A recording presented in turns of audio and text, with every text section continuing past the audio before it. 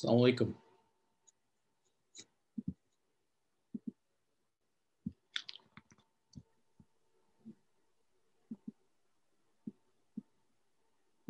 Wa alaikum assalam, brother. Owaiz, how are you? Alhamdulillah. How are you doing today? Alhamdulillah Rabbil Alamin. We are live. Okay, great. And you are one of the panelists, so you can start sharing your screen and then kickstart it at 6 o'clock, inshallah. Okay. I will do that in a second. Let me just do one thing real fast. Absolutely. In the meantime, I'm just going to mute myself. Owaiz, how are you? Alhamdulillah. How are you doing today? Alhamdulillah Rabbil Alamin. We are live. Okay, great. And you are one of the panelists, so you can start sharing your screen and then.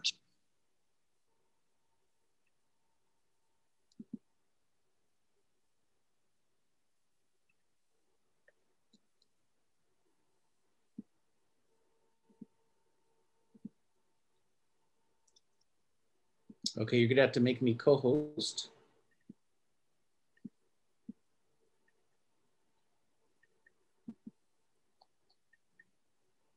Okay.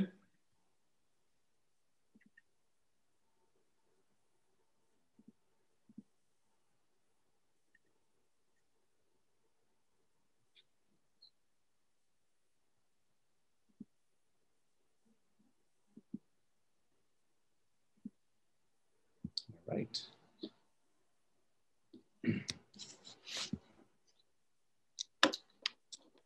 Okay, let me know if we should get started. Yep, just 1 second. I think we should get started. First of all, Brother Owaiz, Jazakumullah khairan for taking the time and preparing this presentation for our community. It's definitely an extremely important topic for any Muslim living in the United States. I know in some of your slides, you're going to talk about the 401k and other ways of investment. So this is very beneficial, very timely. Thank you for your time.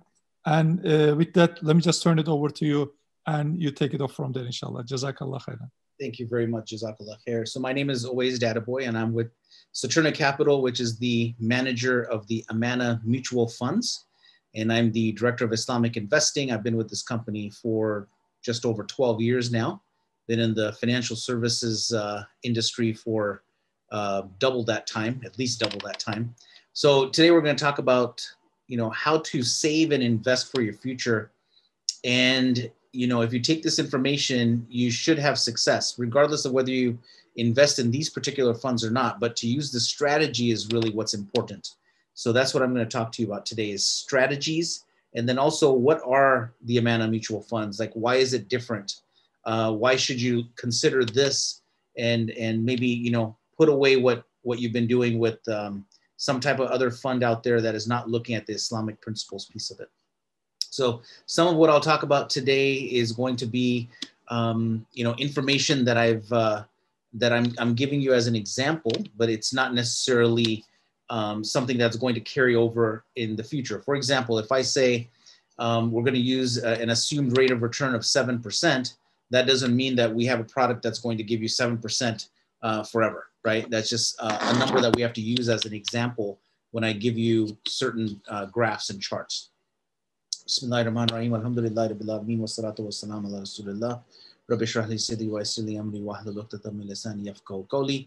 So now we begin the presentation. We're going to talk about what are the Islamic principles of investing, because they are different, right? You can find many different funds. There's 10,000 different mutual funds out there. Why would this be different? And in some ways, how is it the same as what you might be investing in currently? There are similarities and differences. I do want to talk to you about college savings and retirement as well. And then we'll talk a little bit in the end about the Amana funds themselves, if you choose to use them as part of your strategy. Now, when you're looking at college and retirement, you might be a young person and you're not thinking about retirement, but wait till you see this, because you'll see that if you're young, this is the time to take a look at this presentation. If you don't have children in college anymore, you might have grandchildren or nephews and nieces, and you can certainly let them know about this, because the difference that it'll make for somebody once they have that goal come up, college or retirement, is monumental if you actually just have a plan. So there's many different reasons why you would need to save, right? We know that. I was talking to somebody today in Southern California. We had a meeting at one of the local organizations, and she was saying that she wants to buy a house, but the houses are $600,000. She needs to save at least $50,000, $60,000 before she can even think about buying a home. And, you know, in New York, it might be very similar. So you actually have to save just to buy the home, even if you're going to finance it. If you want to go to Hajj these days, and we know we didn't have it this year for all of us, if you want to go to Hajj next year, it might cost you $8,000 to $15,000, and the costs are going higher. And so what you have to do now is you can't just luck into going to Hajj, you have to plan for it. Children's education, my daughter just entered a University of California school here in Southern California. And, you know, I'm very fortunate that I knew about this information. So I started saving as soon as I got her social security number, I think when she was 3 months old. So I've been saving from age 3 months up until age 18. But I know one of my friends here locally who has 3 kids going to college at the same time, and he's having to take out money from his home, and he's having to take out his retirement money just to fund children's education. So you want to think about each one of these as a separate goal. Then you have retirement. And I'm going to talk in detail about why that might be of interest to you. And health savings is becoming more and more of a need. I'll just briefly mention here that there's something called a health savings account, which is the only triple tax advantage non-qualified account out there. You don't have a retirement account like that. You don't have an education savings account like that. The health savings account gives you a break when you put the money in. Along the way, you're not paying taxes. And when you withdraw the money at any point, now or later, as long as you have some kind of health cost, you don't pay a dime in tax on what you have put in or what has grown as well.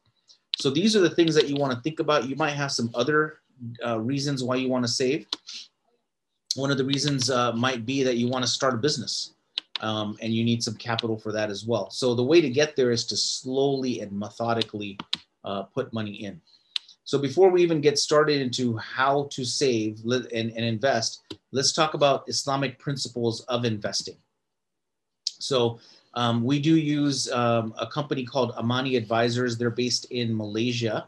And so what they do is they review each of our 4 portfolios on a monthly basis. Every single month, every quarter, we send them every holding of ours, and then they come back and let us know whether we need to make a change, if they advise that, or if everything looks good according to the Sharia principles. And annually, they'll send us a certification letting us know that they've reviewed it and everything is in accordance with Sharia principles. What are the Sharia principles we use? We actually came up with this. The first fund that we have was the Amana Income Fund. It was started way back in 1986, and it was started for Muslims by Muslims. Now, there weren't any companies like Amani Advisors out there, or AOFI, which is the accounting and auditing organization for Islamic financial institutions, or even the Fiqh Council of North America. So, you know, this was a pioneering thing to do, to come up with the guidelines, and then the rest of the world, really, the Islamic investing world, caught up to it and put down some new markers. So, for example, when you purchase a mutual fund, which is basically just a group of stocks or bonds or sukuk, we don't invest in bonds because, you know, of riba, interest, etc. But if you have a mutual fund, let's call it Fidelity Mutual Fund, Growth Fund, you're going to have many different companies in there, and they're able to buy whatever they want, just as long as they're going to make a profit, right? But what we have to do is we have to take out banking and insurance companies, tobacco, gambling, pork, etc. We take out all those companies just to begin with. The next thing that we do is we look at their financials. So their debt ratio has to be less than 33%. Their accounts receivable has to be less than 45%. And the haram revenues need to be less than 5%. Modern day, the haram revenues really are interest income. So the interest income has to be less than 5%. The debt on our 2 main funds, the Amana Income Fund that started in 86 and the Amana Growth Fund in 94, are in the 13 to 17% range, not the 33% range. That is the outer limit, and you can see that we try to avoid that and not to get that high to begin with.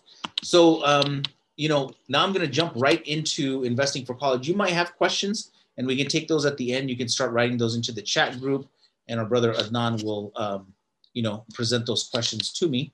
So investing for college is important because, again, you don't want to reach the time in your life when your child is now 16, 17, 18, going to college and you haven't saved up for it. So unfortunately, the cost of college is going up dramatically, just like Hajj. The cost of Hajj inflation, right? The inflation on Hajj is very high. The inflation on college is very high as well.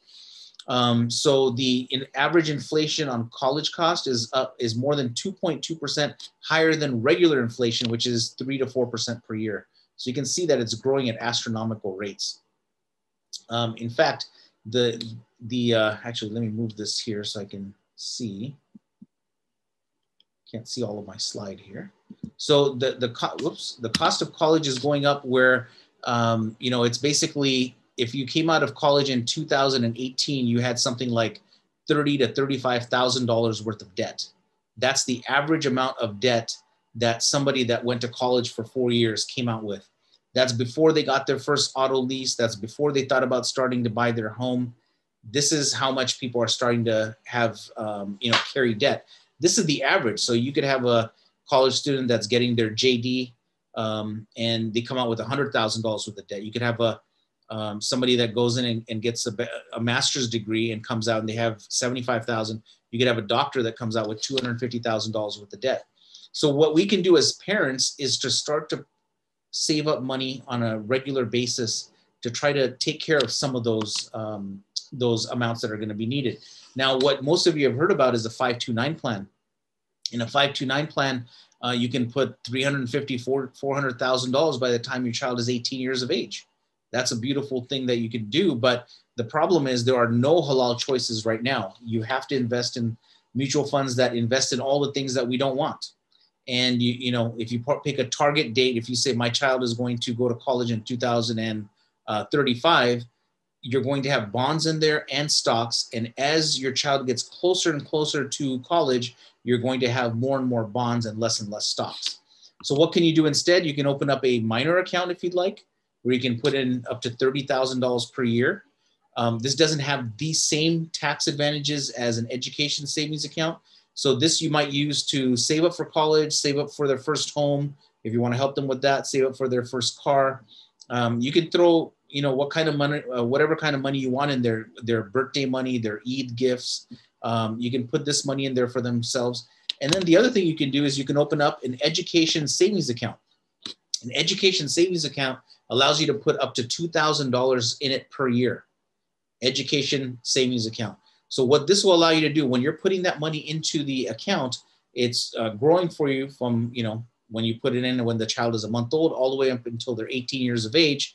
And when you pull out the money, you won't pay tax on any of the gains or any of what you put into, right? So that's a wonderful thing to be able to do. So let's see how we can save up by putting in little bits on a regular basis. Aisha radiallahu ta'ala anha, she mentioned that doing something small on a regular basis is better than doing something infrequently. So, if you're giving monthly to your masjid, it's better than giving $1,000 a year. It's better to give $100 a month because that actually helps the masjid on a regular basis. It also causes you to do something on a regular basis. So if we use that same thing here, that same idea, we're putting money into a child's account on a regular basis. And so you're buying at different levels of the market as well. If the market goes down, the stock market goes down, you're buying more shares with the same dollars.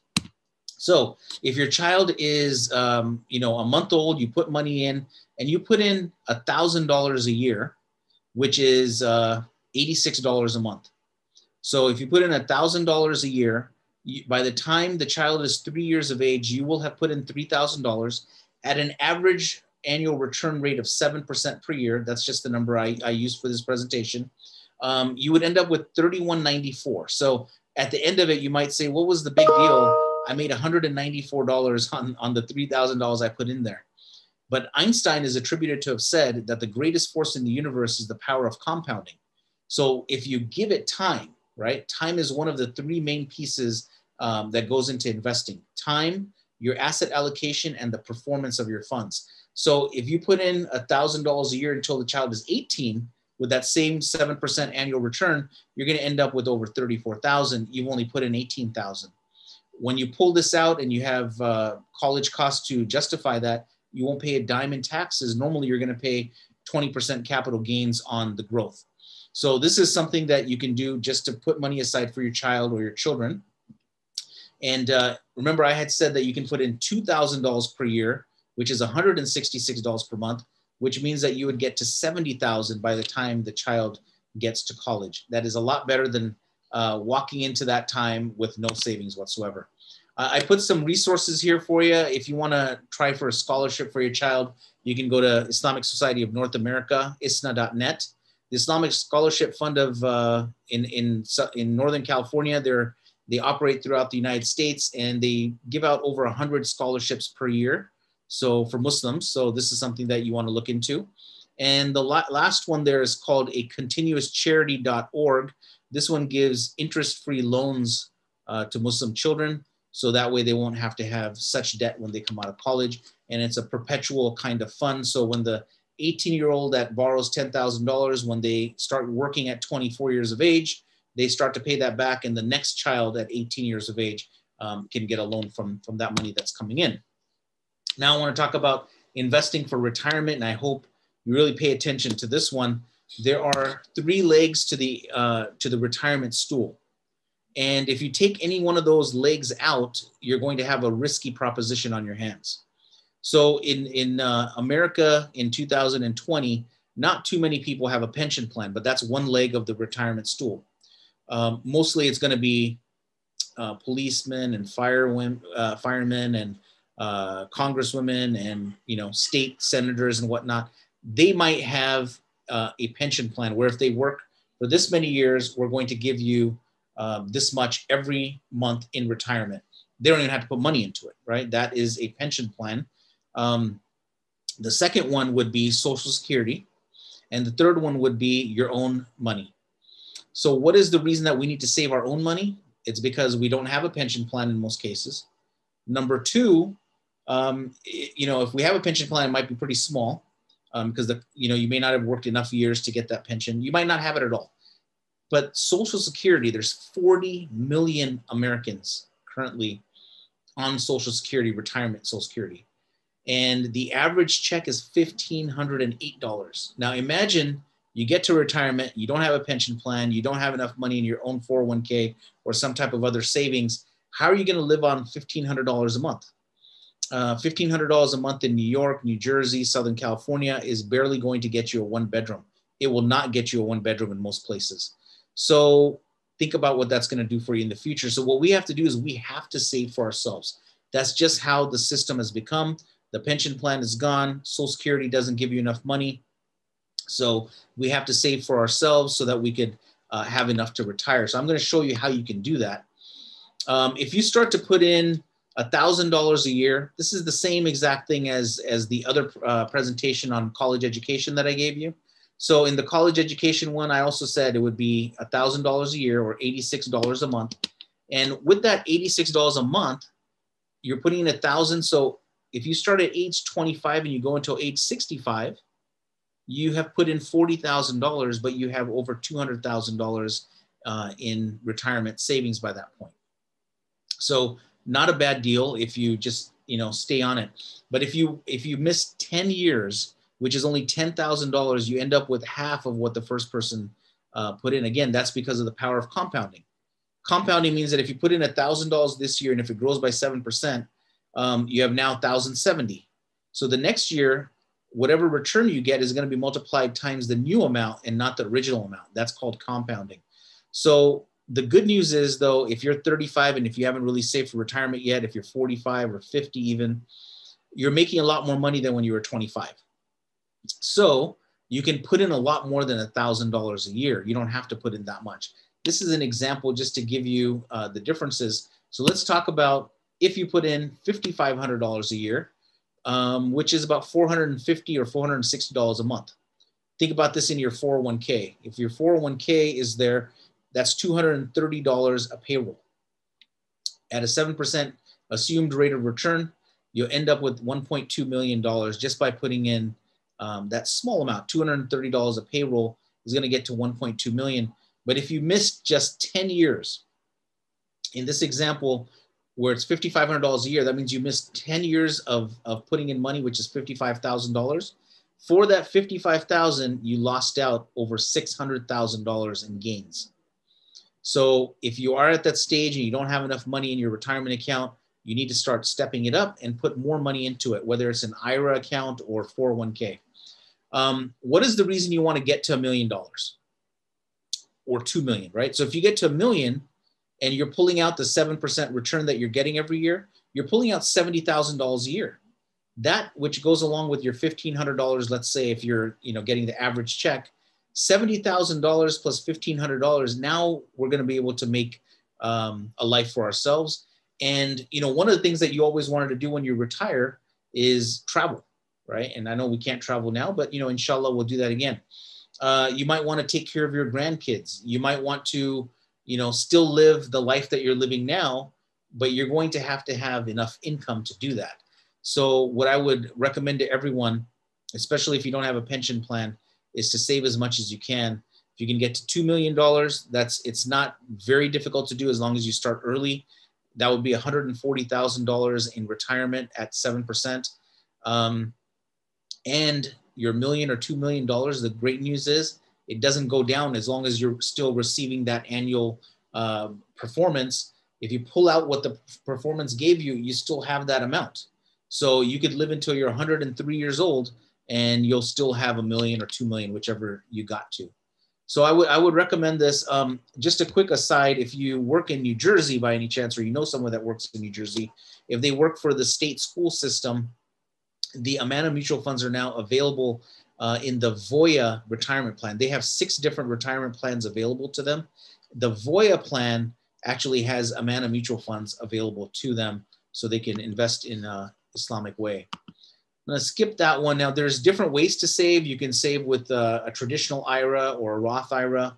Annuities, which that's an option, but for Muslims, it is not a very good option. A 401k through work, or if you're a business owner, we can help you to start up your own 401k or your own SEP IRA or your own simple IRA. We can help you with that. It doesn't cost you much money to get it set, but you'll see that the benefit is there. One of the things that we find out is we ask people, where's the bulk of your money? And to a T, it's somebody that has a 401k and has been putting in money for a long time. That is where you're going to have the largest amount of money. So what you want to do is you want to save in your retirement account, but also figure out what your other goals are and use the same methodology, right? Monthly basis, I'm going to have this much money go from my checking account into my health savings account, to my education savings account, into my regular retirement, investment account, which I'm saving to buy a home or to start a business or whatnot. This year in a traditional IRA, you can put $6,000. You can put an additional $1,000 in it if you're over 50. And the good news about this is you could potentially get a tax break on it right away. And as it's growing and paying dividends and whatever it's doing, you're buying and selling something, you don't pay any tax on it. When you withdraw it, you pay tax at that time.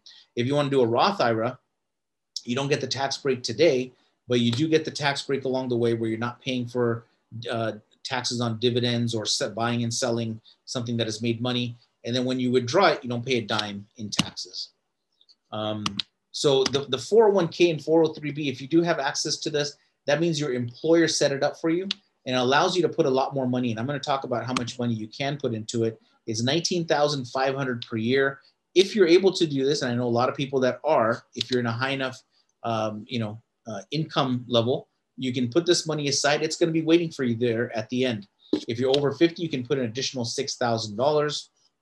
If you have a brokerage account in your 401k, then you can buy the Amana Mutual Funds or any stock that you want to as well, for that matter. So if your employer has not shown you that they have a brokerage account, you can certainly ask them if they have one or not. They usually don't publicize it because they want people to pick from the lineup. But I've spoken at many tech companies, for example, at Apple and Google and Cisco Systems and Qualcomm, you name it, a lot of them.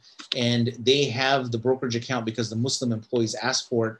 And so most of the Muslims there are investing in the Amana Mutual Funds instead of whatever was given to them as an alternative before. So in a 401k, 403b, in a retirement, any kind of retirement account, you do want to diversify your money. And, we have different funds if you're doing it through us. that you can purchase that will help you to diversify and asset allocate. Just for the sake of time, I'm going to skip some of this. If you have more questions, you can always email me or call me. My email address is OMD, that's Oscar Mary David at Saturna.com, Saturna.com. If you're a business owner, you can put tons of money aside through a retirement account for yourself. Within a SEP IRA, you can put in $57,000 per year maximum. If you have a 401k that you set up and with a profit sharing plan, you can put in over $100,000 per year potentially. So what are some facts about the funds? We've started these funds many years ago. There's actually 4 funds. And in this particular presentation that I had pulled, for some reason, I didn't pull the 3rd and 4th fund, but the first fund started way back in 1986. In this fund, every stock that we purchase must pay a dividend. And the dividend, when we first acquire that stock's dividend must be higher than the S&P 500's average dividend. So these are really quality companies. The Amana Growth Fund is invested in over 40% or more of the portfolio is in technology companies, and 20% roughly to 25% is in healthcare, and the rest is spread out within other sectors within the growth companies.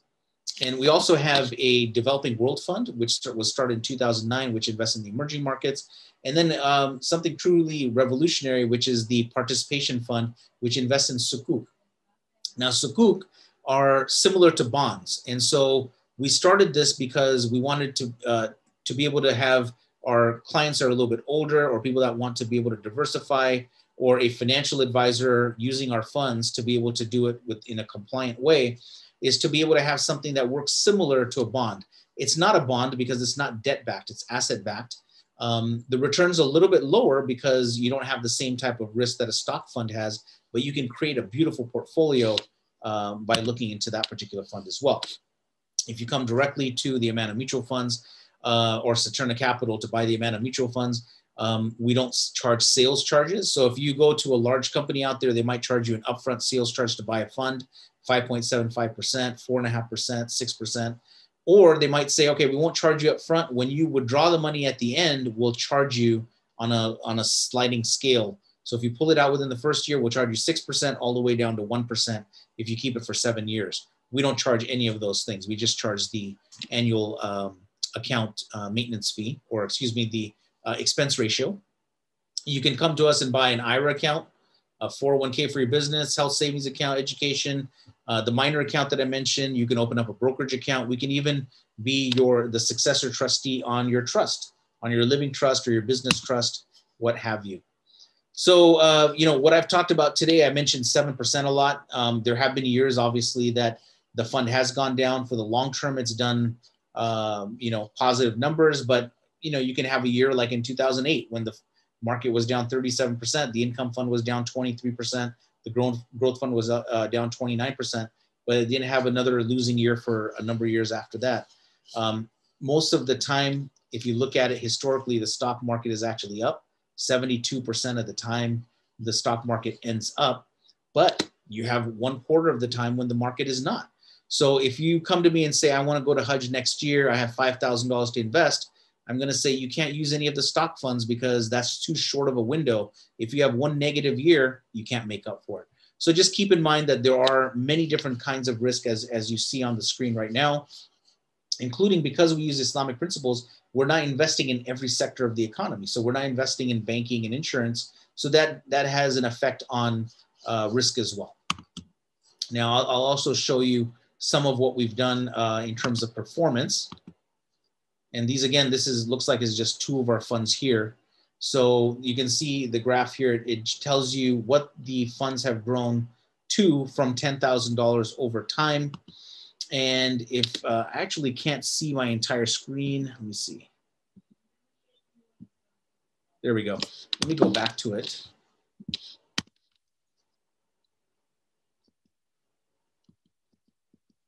Whoops. We're almost done, as you can see here. So I just want to give you what the performance numbers are. So if you look at $10,000 invested 10 years ago, this is through June 30th. So it's much different now. It's actually, the market has climbed even higher since then. Our funds have done well, but $10,000 almost quadrupled in 10 years. Imagine if you were 50 years old and for some reason you had all your money in the growth fund, right? If you had all your money in the growth fund, your $1 million would become almost $4 million, $3.7 million in 10 years. It's been an incredible 10 years for us. The Amana Income Fund has almost tripled, 28,000, and the S&P is at 37,000 during that particular time. So the 10-year numbers for the Amana Income Fund are up 11% per year. If you had a 7% return, that's doubling your money every 10 years. 11.09% is almost tripling it. And the Amana Growth Fund, 14% per year for the last 10 years. This includes the expense ratio. So that's already taken out. And this is why it's more than 3.5 times the return if you would have put it in 10 years ago. What we wanted to give you also is the 15-year return, because these funds have been around for so long. So the Amana Income Fund, 9.25% for that period of time, and the Amana Growth Fund at 11%, almost 11.25%. That compares to the S&P 500, which is 8.82%. So we hear a lot of times, why don't you have a ETF based on the S&P 500? It'll beat you. And in the long term, it has not. So we've outperformed it even with the expense ratio. If we didn't have an expense ratio, we would be crushing the S&P 500 during this period of time. So do invest with caution. If you get a tummy ache every time the market goes up or down, then it is not for you. You have to definitely understand what you're getting into. So we do ask for you to invest with caution, and I will open it up for questions at this point. So Brother Adnan, if you have any questions, I'll be happy to take them. Jazakum Allah khairan, Brother Owaiz. This was a beautiful presentation. We have a couple questions. First one is just for clarification. Yes. One of the brother pointed out that, and I'd like you to confirm that catch-up contribution for the 401k account is starting at age 50 plus, and the limit is $6,500 for 2020. Correct. Yes. So it's if you are 50 or above, you can put an additional $6,500. Yeah. And this, one comment was having 40% of the funds invested in the technology sector. Mm-hmm. Would that create diversification issues? What if there is a huge drop in technology sector? Right. So most growth companies are in the technology and the healthcare sector. And so what you have to do is you just have to make sure that if you're going to have that much technology, you better be spread apart. So for example, when I go and speak at Cisco or Qualcomm or somewhere in Silicon Valley, I'll ask people afterwards when we're having lunch or we're having coffee afterwards, what do you invest in right now? And they say, well, the individual investments I have are in, this tech company and that tech company, but it's all very similar companies. So what you have to do is you have to spread around your investment money, not in all the same type of technology companies. Same thing with healthcare, right? So if you're going to have healthcare, you can't have it all in pharmaceuticals. So that does help with the diversification. Got it. The one last question is fee structure. How are the fees for managing these funds compared to similar but non-halal alternatives? Right. So you can see here that the expense ratio, if you have, for example, if you open up an IRA with us or any qualified account, health savings account, education savings account, or if you put in over $100,000 in any particular fund, you get the institutional share class. So on the right-hand side, you can see it's 0.82% for the income fund, is 0.79% for the growth fund. And I guess a couple of things we can talk about here. Again, the return that I'm talking to you about already takes that into account. Also, we're not charging you an annual fee for having an IRA account. If you don't put in any money that year, we don't charge you non-trading fees. We don't have any other fees really. So the only fee that we have is the expense ratio. Before I joined the company more than 12 years ago, the fees were closer to 1.8%. But as we've become larger and we're able to afford to lower the pricing, now we have $4.3 billion in assets that we're managing. We're able to bring down the fees, and we'd love to continue to bring them down, right? But if you compare this against an ETF at Vanguard might be a fraction of this. but we're also providing value, right? So if you look at the 15-year numbers, we're beating the S&P 500, which does not have an expense ratio, right? Just the overall 500 companies, there's no expense ratio on that. You'd have to go buy each one of those companies or buy an ETF, which will charge you something, but we're beating that even with the expense ratio. You get what you pay for, I suppose, right? Yes. One other question we have is, all the investment in IRA, ROF, 401k, and pension retirement plan. Yes. How do we calculate zakat by percentage? Okay. I mean, that could be a tricky question. You may have an answer or not, but that's the question that we got. Sure. So this does, this comes up quite often actually. So how do you do that? So there's 3 different opinions that I've seen so far, because I have had many conversations around this. So one is the scholar that will tell you, look, you can't have a tax shelter and you can't have a zakat shelter, using this, right? So if you're putting money into an account that you can't use, you can't count that as a zakat shelter your money away from any zakat. So they would say that you pay on 100% of it, you're going to pay zakat on it. Some scholars will say, well, you're going to pay a penalty of 10%. You might pay some taxes. So why don't you reduce it by that much and then pay the zakat on it? There is a problem with that though, because that means that you're reducing the amount every single year. But let's say you have a $500,000 401k. If you pay the penalty this year and you pull it out, you're paying the 10% penalty one time. Should we really be charging that every year and then paying zakat on it, right? It does get complicated, I know. And then the third opinion, which is a minority opinion, says that because you don't have access to it, you don't need to pay zakat on it. You need to pay zakat on it once you have access to it. Thank you. Thank you for giving all the different opinions. And I think that the Fiqh Council of North America might be coming up with something. One of the scholars that is on that council actually called me a couple of weeks ago and asked for some background information on all of this, so he could do a little bit more investigation about how Muslims should be moving forward in America, given the rise of 401ks and education accounts and so forth. So there should be something coming up in the not too distant future. Got it. One other question we have is, how should a Muslim investor who is closer to retirement increase his or her portfolio stability while he or she is not allowed to invest in a bond? Right. So if you have the ability to buy the Amana funds, you would buy the Amana Participation Fund, which invests 100% of the money into Sukuk. And if you go to amanafunds.com, AMANA funds.com, you can go to the participation fund, click there, you'll see a couple of videos. There's one longer one, you'll see my face on it. And then there's another one, which is illustrations, which is like 2 minutes long. It explains it in great, perfect detail, but in an efficient manner with, very short video. So I would recommend that you at least check that out. Whether you're going to invest with us or not, that's perfectly fine.